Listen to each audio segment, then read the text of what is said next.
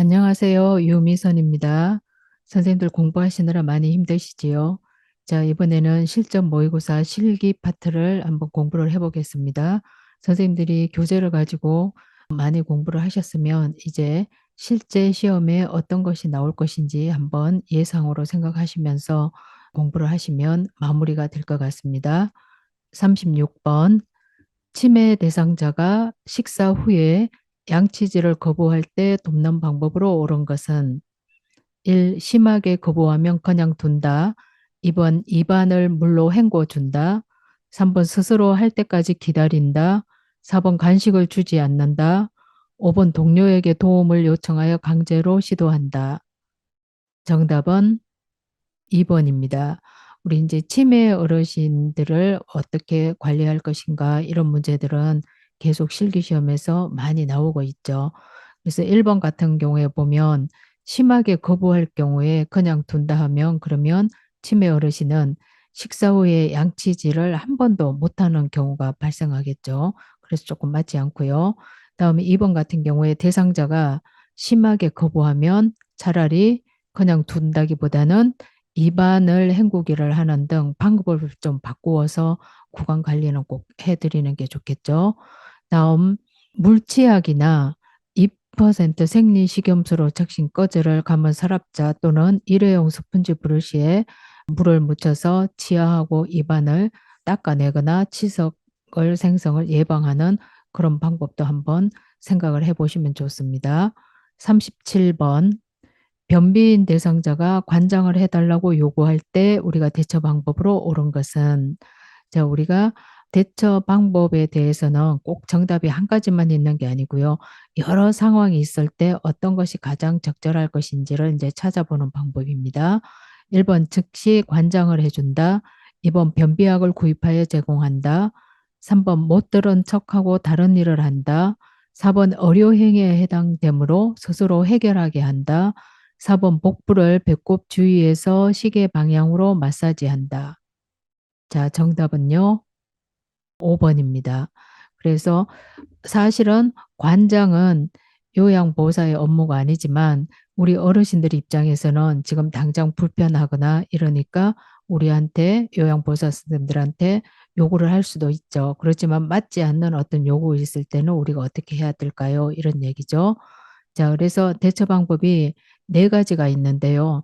이 네 가지를 한번 정리를 다시 해보면 대처 방법 1번은 평상시에 우리가 식습관이라든지 배변의 양상을 확인하고 서비스 계획에 반영을 해야 됩니다. 그래서 변비가 있으니까 이거를 좀 어떻게 해결해 줄까?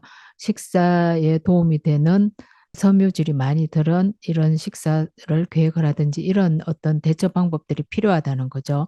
그다음에 대처 방법 2는 관장은 요양보호사의 업무가 아님을 대상자에게 설명하고 의료행위에 해당이 되므로 의료진과 상의하도록 하는 것도 하나의 대처 방법이고요.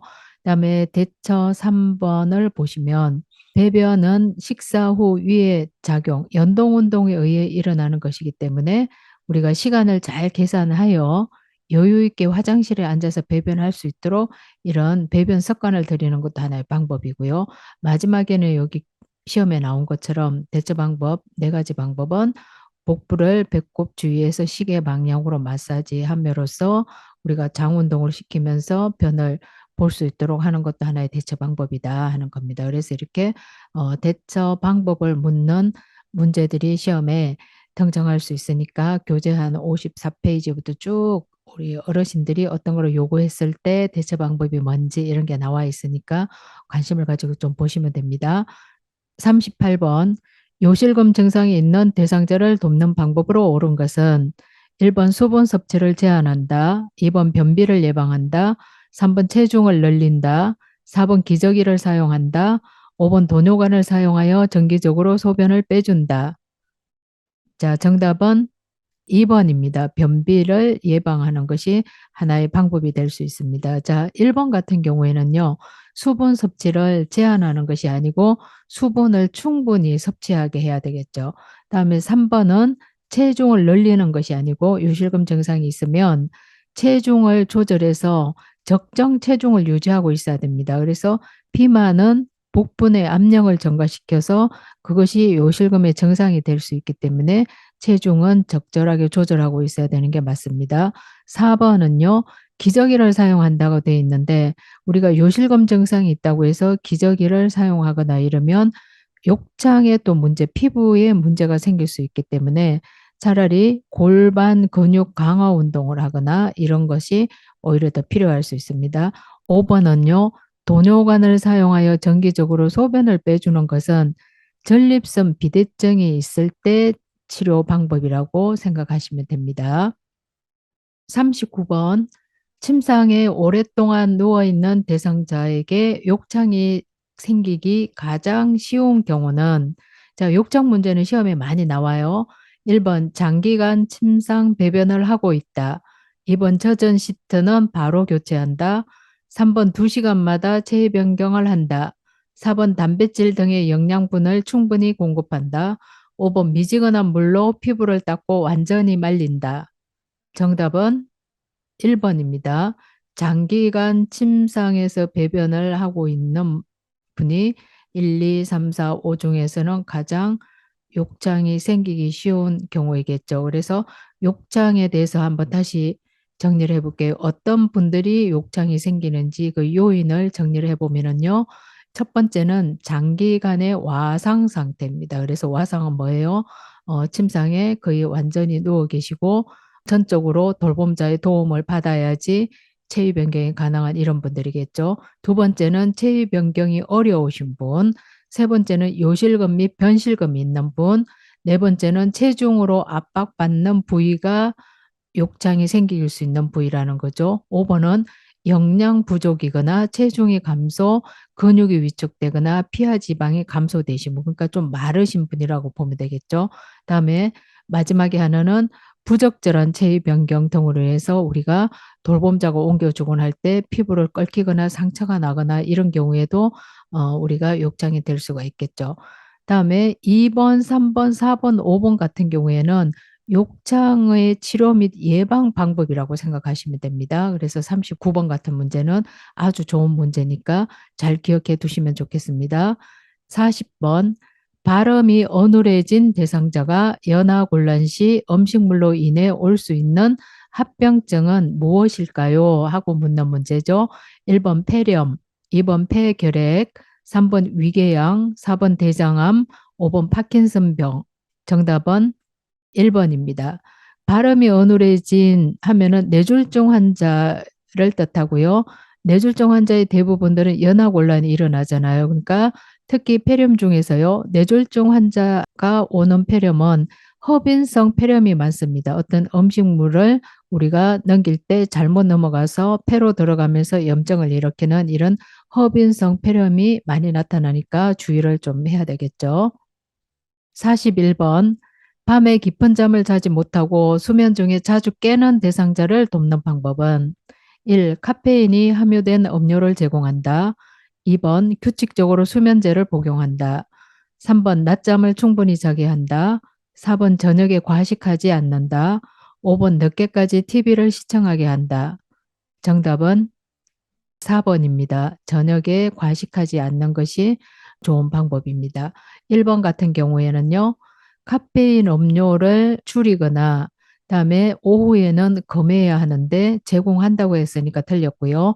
자, 2번 같은 경우에는 수면제나 진정제는 장기 복용하지 않는 것이 좋습니다. 그래서 규칙적으로 계속 수면제로 복용하는 거는 틀렸고요. 3번은 낮잠을 충분히 자게 하면 밤잠을 못 자겠죠. 그래서 낮잠을 되도록이면 주무시지 못하도록 조금 자극을 줘야 되는 게 맞고요.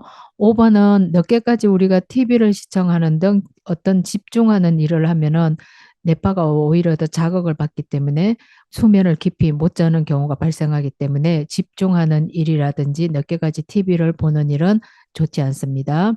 42번 여름철 폭염 시 대상자가 외출 후에 현기증과 메스꺼움, 두통을 호소할 때 대처 방법은 1번 낮잠을 자게 한다. 2번 따뜻한 물로 목욕시킨다. 3번 평소보다 식사를 많이 하게 한다. 4번 시원한 물이나 음료를 천천히 마시게 한다. 5번 문을 닫고 선풍기를 틀어준다. 정답은 4번입니다. 자, 1번하고 2번 같은 경우에는요, 시원한 장소에서 쉬게 하는 게 맞고요. 낮잠을 자게 하거나 따뜻한 물을 목욕하는 대신에 우리가 폭염이 있으면 우선 시원한 장소에서 쉬게 하고요.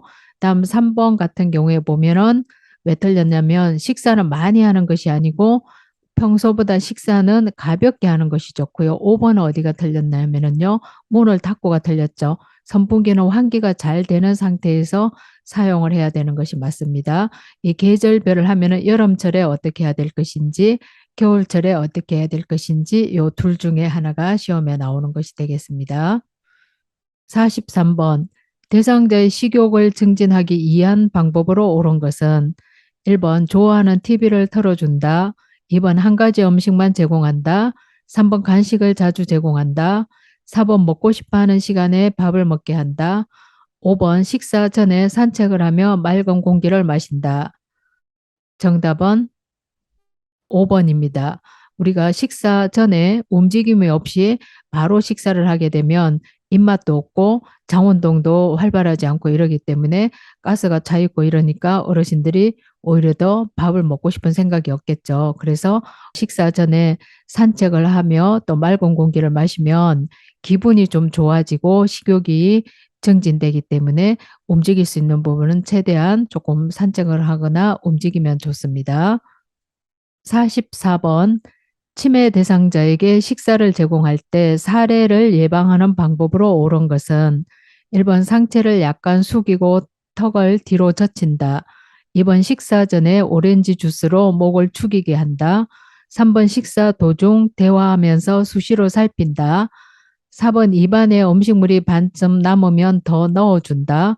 5번 배 부위와 가슴을 압박하지 않는 옷을 입힌다. 정답은 5번입니다. 자, 1번은 어디가 틀렸냐 하면은요. 상체를 약간 숙이고 턱을 뒤로 젖히는 것이 아니고 턱을 당기는 자세로 해야지 우리 어르신들이 식사할 때 식도로 음식이 넘어가고 기도로 넘어가는 것을 방지할 수 있습니다. 다음 2번은요. 식사 전에 우리가 오렌지 주스로 해서 오렌지 주스가 틀린 거죠. 신맛이 좀 강한 음식은 신물이 많이 넘어오거나 물이 넘어오게 하기 때문에 오히려 더 사례를 걸릴 수 있게 하기 때문에 조금 자제를 해야 되고요. 3번은 식사 도중에 대화를 하는 것이 틀렸죠. 그래서 우리가 식사 도중에는 대상자에게 질문을 하지 않는 것이 정답입니다. 4번은요. 입안에 음식물이 지금 반쯤 남아 있는데 또 더 넣어주는 게 틀린 거죠. 그래서 완전히 삼켰는지 확인한 다음에 넣어주는 것이 정답입니다. 그래서 이런 식사 제공에 관한 문제도 시험에 자주 나오고 있으니까 신경을 써서 보시면 되겠습니다. 45번 경관영양 대상자를 돕는 방법으로 옳은 것은 1번 영양주머니는 매번 소독하여 사용한다. 2번 영양액은 1분에 100ml 이상 주입한다. 3번 영양액을 체온 정도의 온도로 데운다. 4번 영양액 주머니는 침대 난간 아래에 건다. 5번 대상자가 앉지 못하면 왼쪽으로 눕힌다.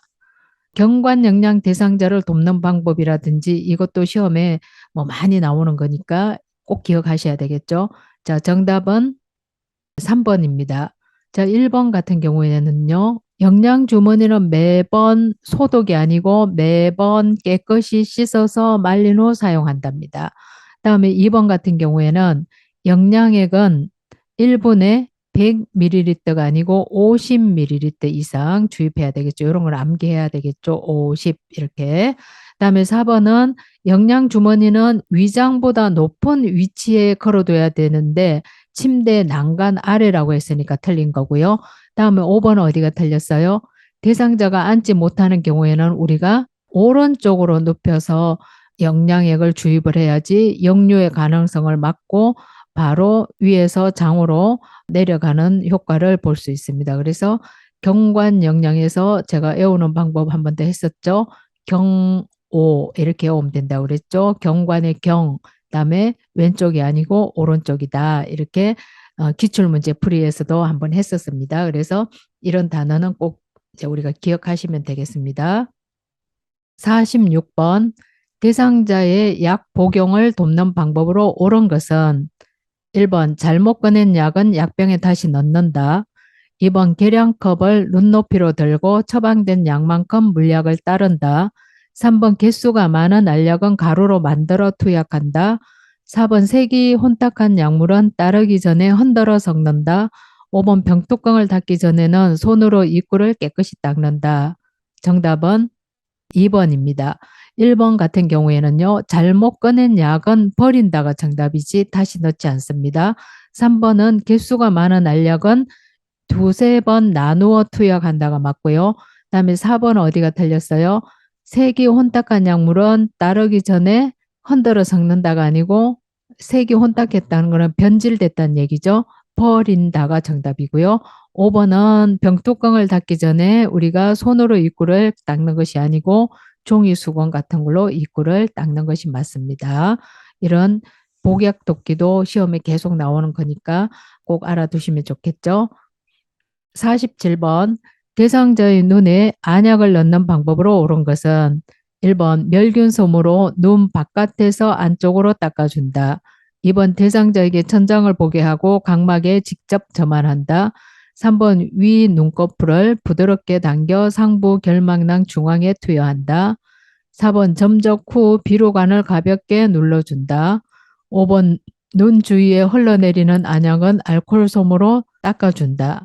정답은 4번입니다. 그래서 우리 표준 교재에 보시면 안약 넣는 방법 옆에 그림이 비로관을 이렇게 누르고 있는 그림이 있죠. 그래서 그거하고 연관을 이제 지으면 됩니다. 자, 1번 같은 경우는 어디가 틀렸냐면요. 우리가 눈을 닦아줄 때는 눈 바깥쪽에서 안쪽이 아니고 안쪽에서 바깥쪽. 그죠? 예, 다음에 2, 3번을 정리하면 대상자에게 천장을 보게 하고 그럼 눈이 약간 눈동자가 위로 올라가겠죠. 그다음에 아랫 눈꺼풀을 당겨 하부 결막낭 중앙이나 외척으로 투여해야 되는 게 맞습니다. 상부가 아니고 하부. 그래서 그 단어들이 다 틀렸고요.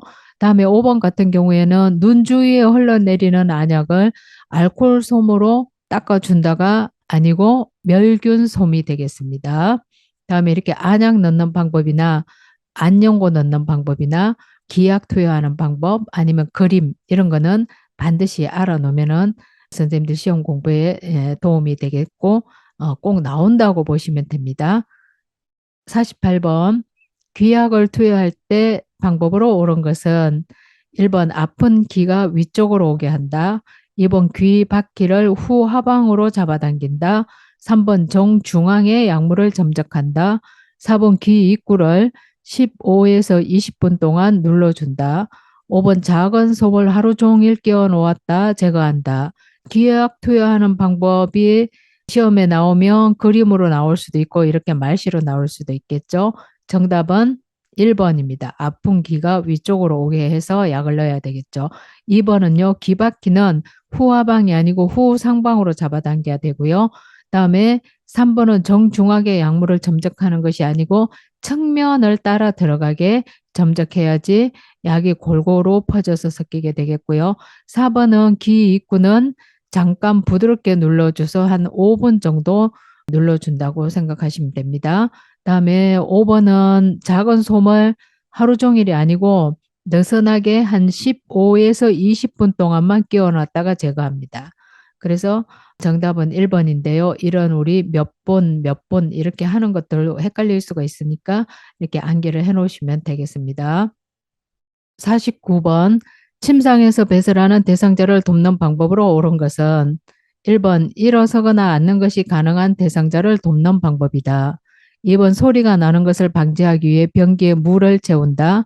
3번 협조할 수 있는 경우 옆으로 돌려 눕힌 후 변기를 대준다. 4번 항문이 변기 중앙에 오게 한다. 5번 회원부는 뒤에서 앞으로 닦아준다. 정답은 4번입니다. 자, 1번 같은 경우에는요. 침상에서 배설은 뭡니까?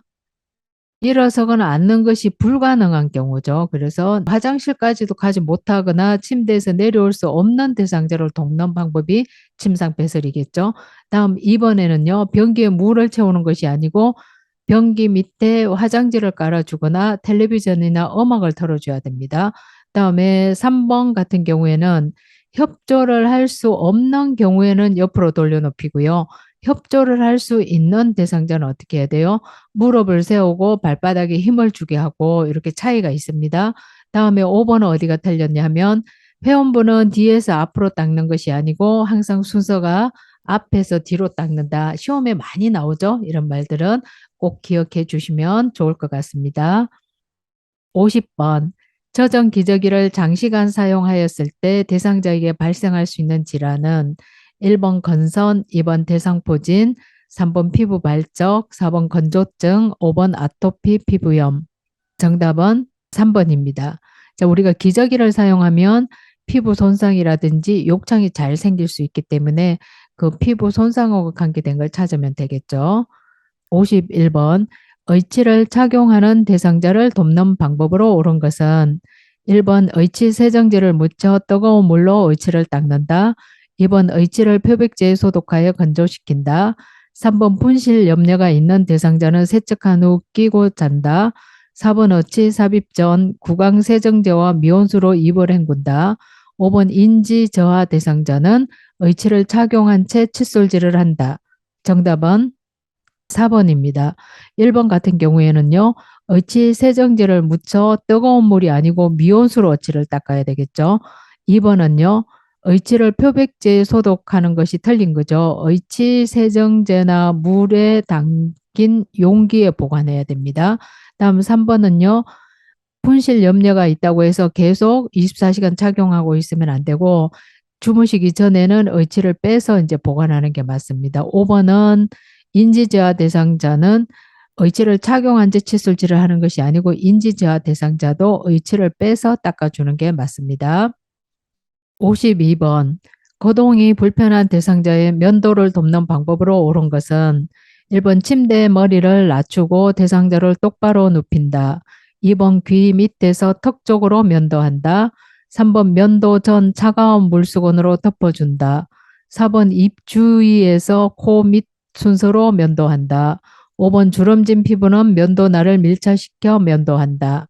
정답은 2번입니다. 귀 밑에서 턱 쪽이 맞습니다. 자, 1번 같은 경우에는요. 침대 머리를 낮추고가 아니고 높이거나 가능하면은 앉혀서 면도를 해주는 게 맞고요. 3번은 면도 전에 따뜻한 물수건으로 덮어서 수분을 주는 게 좋고요. 4번 같은 경우에는 입 주위에서가 아니고 코 밑에서 입 주위 순서로 면도를 하고요. 다음에 5번은 주름진 피부는 아래 방향으로 잡아당겨 면도하는 게 맞습니다. 그래서 정답은 2번이 되겠습니다. 53번. 편마비 대상자의 통목욕을 돕는 방법으로 옳은 것은 1번 욕조 턱 높이를 목욕 의자보다 높게 한다. 2번 심장에서 가까운 곳부터 씻는다. 3번 마비된 쪽 겨드랑이를 잡아준다. 4번 욕조에 있는 시간은 30분 정도로 한다. 5번 마비된 쪽 다리, 건강한 쪽 다리 순으로 옮긴다. 정답은 3번입니다. 1번은 욕조 턱 높이하고 목욕 의자의 높이는 같게 해야 되고요. 2번은 심장에서 먼 곳부터 씻어야 되고요. 4번 같은 경우에는 욕조에 있는 시간은 30분이 아니라 5분 정도면 됩니다. 다음에 5번 같은 경우도 시험에 많이 나오죠. 욕조에 들어가거나 욕조에서 나올 때는 요양보호사는 불편한 쪽을 붙잡아주고 환자는 건강한 쪽 다리 먼저 들어가고 마비된 쪽 다리 들어가고 나올 때도 건강한 쪽 먼저 다리가 나와야 되겠죠. 이런 부분들은 시험에 많이 나옵니다. 54번. 편마비 대상자의 바지 갈아입히는 순서로 옳은 것은 1번 건강한 다리부터 벗기고 마비된 다리부터 입힌다. 2번 마비된 다리부터 벗기고 건강한 다리부터 입힌다. 3번 건강한 다리부터 벗기고 건강한 다리부터 입힌다. 4번 마비된 다리부터 벗기고 마비된 다리부터 입힌다. 5번 대상자가 원하는 쪽부터 벗기고 입힌다.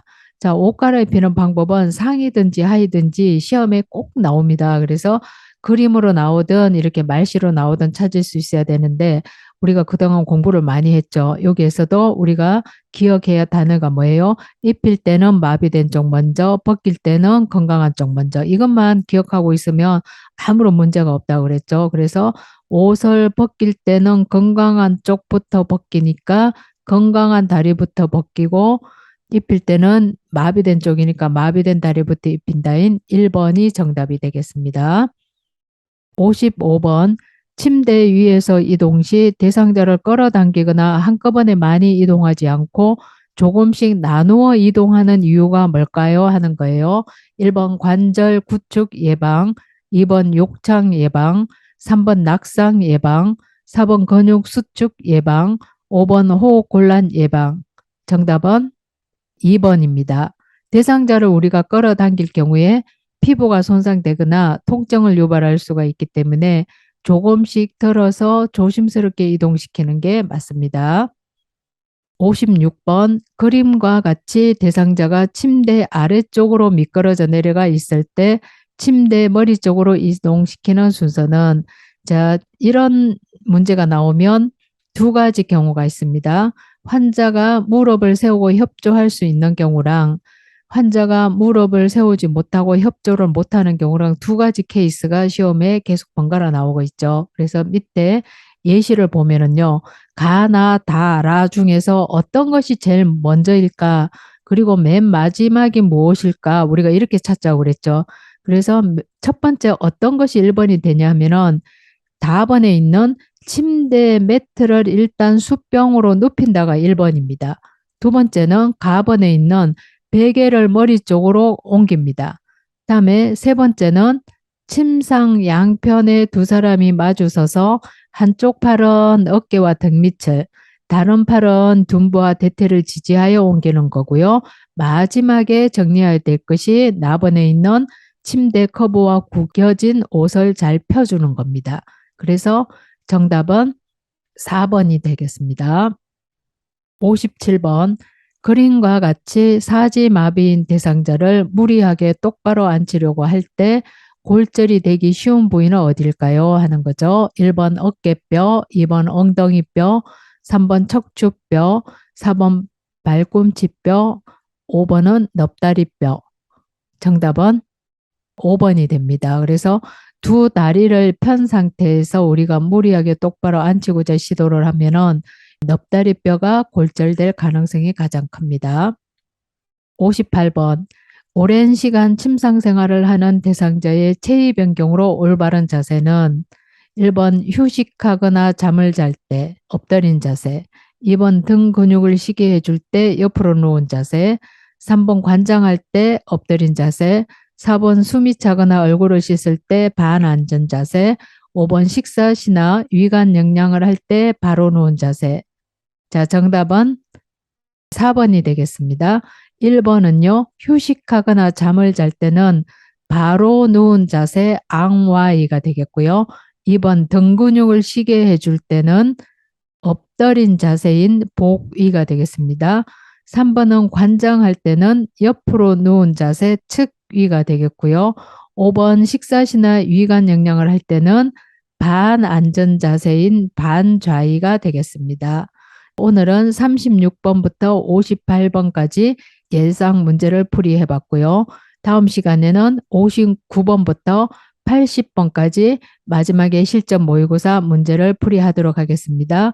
여러분 공부하시느라 많이 힘드시지요. 그렇지만 우리 선생님들이 제일 잘한다는 생각으로 하시면은 충분히 11월 5일 시험 다 통과하실 수 있으리라 봅니다. 열심히 하세요. 감사합니다.